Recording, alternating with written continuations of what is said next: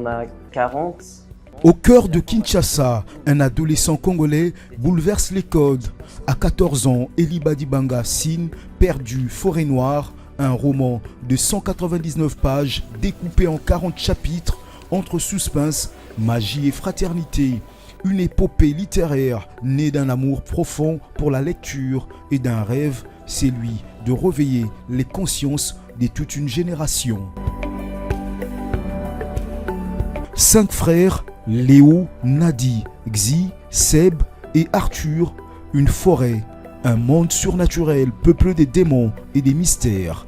Voilà l'univers captivant dans lequel Eli plonge ses lecteurs, mais pendant que ces personnages luttent pour retrouver leur chemin, leur créateur trace le sien bien réel dans les écoles de Kinshasa.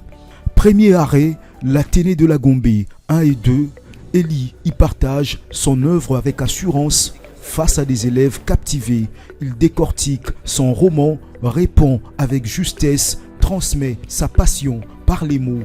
Une scène qui devient chaque fois un déclic. Alors mon livre, il raconte l'histoire de 5 frères et sœurs qui, un jour, en se baladant, vont se faire kidnapper et se réveiller dans un monde magique et vont essayer de rentrer chez eux. Et en parallèle de ça, on suit l'histoire de 2 policiers qui sont à leur recherche et qui essayent de les retrouver. En tout cas, je suis trop fier de mes frères et sœurs congolais et de l'avoir rendu visite aujourd'hui, ça me rend vraiment content. Direction le complexe scolaire Montfort. Accueil chaleureux, salle comble, le jeune auteur, fidèle à lui-même, multiplie les échanges. Il ne vient pas pour impressionner, mais pour éveiller. Loin des discours classiques, ces rencontres sont vivantes, spontanées, engagées. Parce que nous avons reçu cet examen. Je dirais que je suis ravi, je suis très content et je suis ému de voir M. Eli Badibanga. Et puis surtout pour son attention par rapport à sa nation, à son pays. Et je suis flatté pour ça. Je suis flatté. J'ai aimé.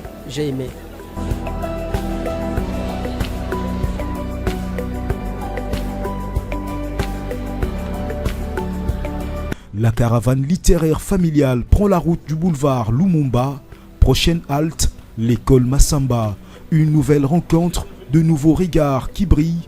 Les élèves osent, rêvent, imagine et soudain, une idée jaillit. Pourquoi ne pas adapter Perdu, Forêt Noire au théâtre? Eli approuve, la magie continue. C'est un rêve d'avoir une adaptation de mon roman. Et aujourd'hui qu'on me parle d'adaptation au théâtre, qui est un art que j'aime beaucoup et que j'apprécie beaucoup, que j'ai dû étudier aussi durant mes années secondaires, ça me fait vraiment plaisir, ça me tient à cœur. Et en tout cas, je vais suivre le projet de près et j'espère que ça pourra très vite donner quelque chose. Mais derrière cette trajectoire fulgurante, une histoire plus intime se dessine. Au départ, sa mère restait sceptique. Ce n'est qu'après avoir vu l'ampleur de ses réalisations qu'elle mesure l'étendue du talent de son fils. Accompagnée des démarches administratives rigoureuses, l'aventure éditoriale prend forme. Cette édition contactée, 5 répondent favorablement. Une invitation aussi à tous les parents, croire en leurs enfants, les écouter, les accompagner.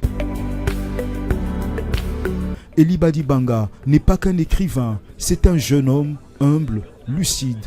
Il attend encore le regard bienveillant des figures majeures de la littérature congolaise, mais il n'attend pas leur feu vert pour avancer. Sa force, l'appui indéfectible de sa famille et une foi inébranlable dans les mots. À l'unanimité, les apprenants de ce complexe scolaire saluent la plume.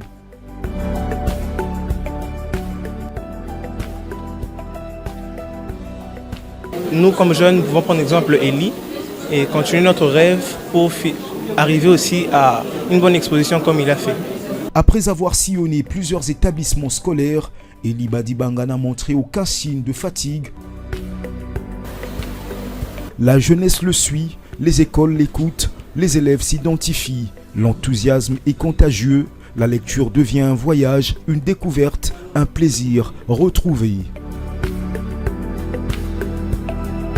Les élèves affirment avoir un exemple. J'ai beaucoup aimé que notre grand frère Badibanga, car à travers lui, je me suis vu bizarrement que moi aussi, si je devenais quelqu'un qui serait pas impossible pour moi de venir encourager les jeunes Congolais. Il faut que tout le monde puisse s'impliquer dans ce genre d'affaires parce qu'il est fait par plaisir, donc on doit avoir le plaisir nous-mêmes de nos propres études et pour le reste. Étudiant à l'Université libre de Bruxelles, il revient régulièrement au pays pour raviver la flamme de la lecture, convaincre, éveiller, inspirer.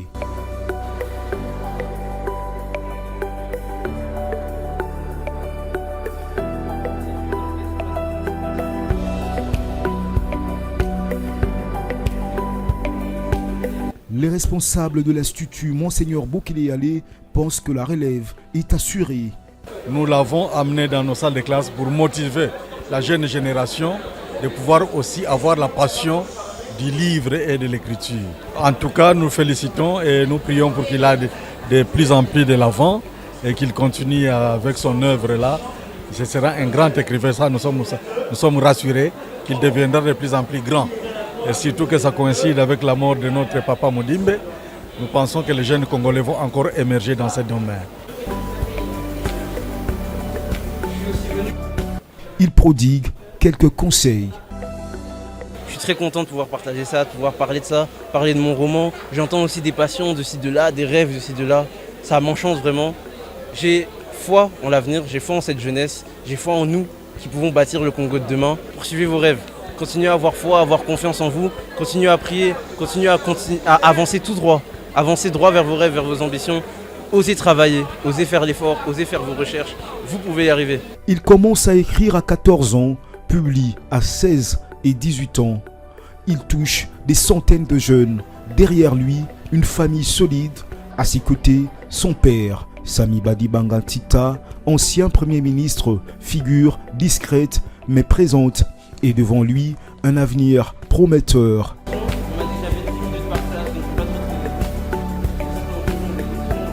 Et l'aventure ne s'arrête pas là. Perdu, Forêt Noire a désormais un second souffle. Le Royaume des cieux, tome 2 d'une saga déjà culte. Une œuvre qui grandit, évolue et continue de rassembler.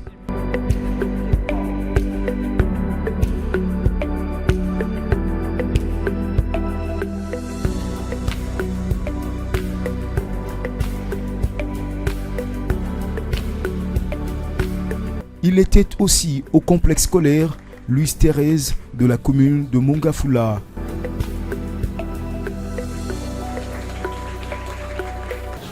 En tout cas, nous sommes très émus de le recevoir parmi nous parce que comme l'école, c'est ce que nous essayons d'instruire à nos élèves, le goût de la lecture. Et je vois qu'avec la présence d'Élie, avec son ouvrage, ça va vraiment susciter le goût de la lecture chez nos élèves.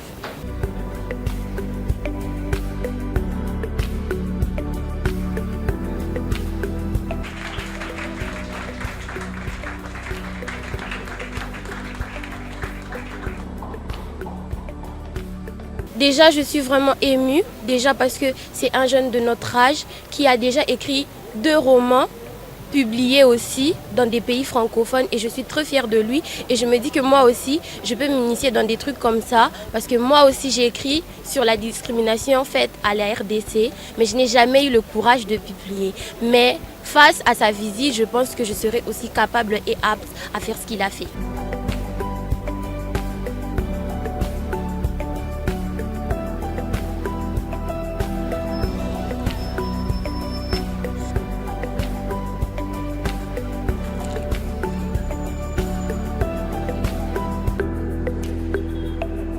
Au complexe scolaire Paolosi, l'auteur a mis fin à sa tournée dans l'admiration de ses concitoyens.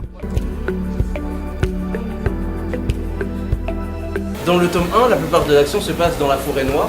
Voilà pourquoi je l'ai appelé Perdu, Forêt Noire.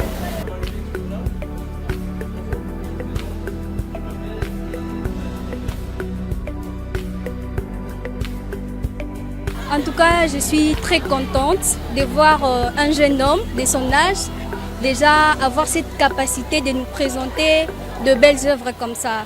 C'est vraiment des histoires qui nous inspirent, nous les jeunes, à la lecture, à toutes nos passions, quelle que soit la nature.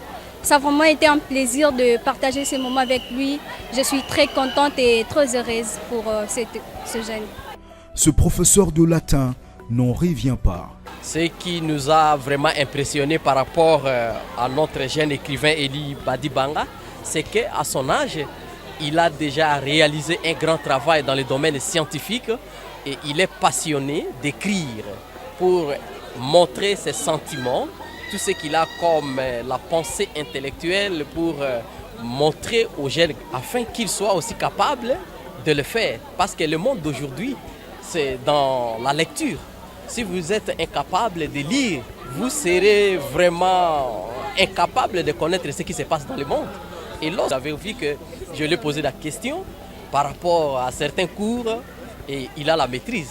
C'est comme ça que nous demandons à Dieu de lui accorder toujours la sagesse et l'intelligence d'aller de l'avant pour que l'œuvre puisse se contourner même dans le monde entier. Et ça fera notre fierté.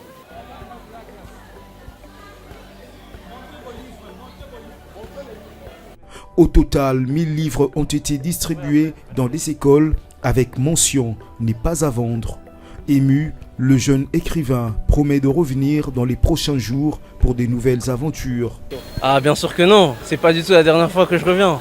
Je vais encore revenir, je vais encore être enchanté pour parler peut-être de mon tome 3 ou peut-être d'autres choses. En tout cas, j'aime trop mon pays, donc je vais revenir dans tous les cas, je vais revenir parler avec la jeunesse dans tous les cas.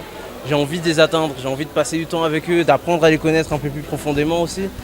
Donc franchement, je reviendrai et ce sera avec grand plaisir et j'espère que ce sera encore avec vous. Alors franchement, après avoir fait la tournée des écoles ici à Kinshasa, d'abord je suis très heureux. Je suis vraiment très content d'avoir pu parler de mon livre, quelque chose qui me tient à cœur depuis que je suis tout petit. Ça m'a vraiment fait plaisir et c'est une chance que je trouve, c'est une grâce que j'ai. Je remercie Seigneur, mes parents qui m'ont accompagné, qui m'ont aidé, ma famille aussi. Je remercie toutes ces écoles qui ont bien accepté de me recevoir, tous ces élèves qui m'ont écouté, qui ont posé des questions. J'exprime vraiment ma gratitude du fond de mon cœur envers vous tous. Invités sur le plateau de l'émission Entretien sur Univers Télévision, Eli et Sana, les deux jeunes écrivains, ont prouvé une fois encore que la valeur n'attend pas le nombre des années. Qu'est-ce que vous avez eu en termes de première impression lorsque vous avez eu à sillonner les lycées congolais, les lycées quinois surtout, lorsque vous avez approché les élèves congolais? Qu'est-ce qui vous a le plus marqué, l'élément qui vous a le plus tiqué? Alors comme première impression, comme élément qui m'a le plus marqué, je dirais que l'ambition est congolaise. En tout cas, c'est ce que j'ai retenu. Les Congolais, ça c'est sûr. Surtout les Quinois. En réalité, j'ai pris l'habitude, lorsque j'allais dans les classes, de poser la question aux élèves, qu'est-ce que vous voulez faire? Qu'est-ce que vous voulez devenir? Où est-ce que vous vous voyez plus tard? Parce que c'était important pour moi, comme je me trouvais en position de pouvoir les inspirer, de les pousser en tout cas à réaliser leurs rêves. Accompagné de Sania Vachel, une autre jeune prometteuse, Eli Badibanga a partagé un moment enrichissant de plus d'une heure avec la ministre de la Culture, Art et Patrimoine, Yolande Elébé.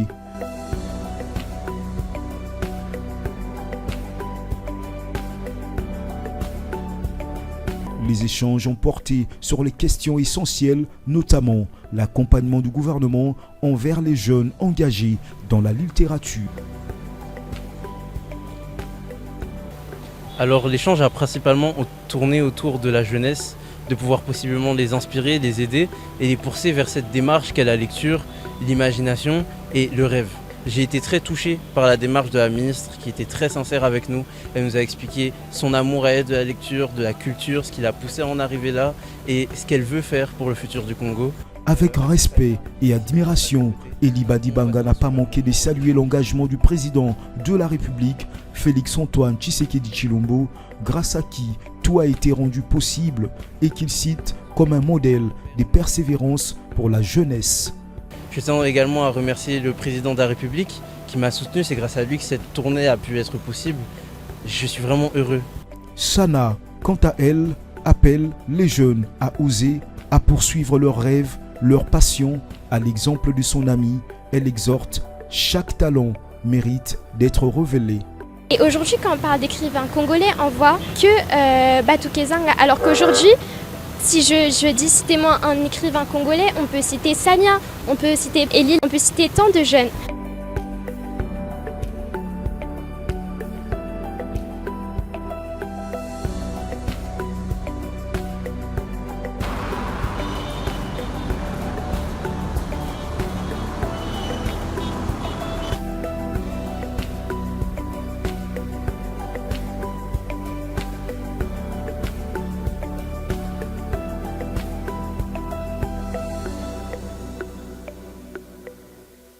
Perdu, Forêt Noire n'est pas seulement une fiction, c'est une passerelle, une œuvre née d'un esprit curieux, forgé par l'imagination et porté par l'amour des lettres.